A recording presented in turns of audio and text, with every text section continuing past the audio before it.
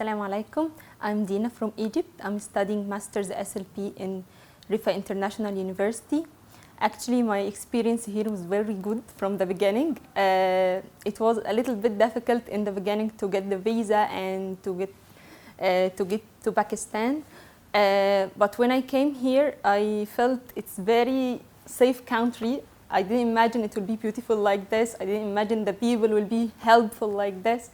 In all the steps, I got support from the department, starting from Dr. 𝐏𝐫𝐨𝐼R. I didn't imagine that I will be able to meet the doctor very easily or get contact with her very easily like this, and she was very supportive from the beginning till now.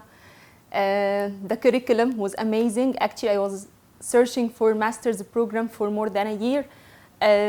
When I found the master's program of Riphah, I started to compare it with different master's programs in Australia, in Saudi Arabia, in Jordan, and I felt it's very valuable master's program. That's why I definitely go for it.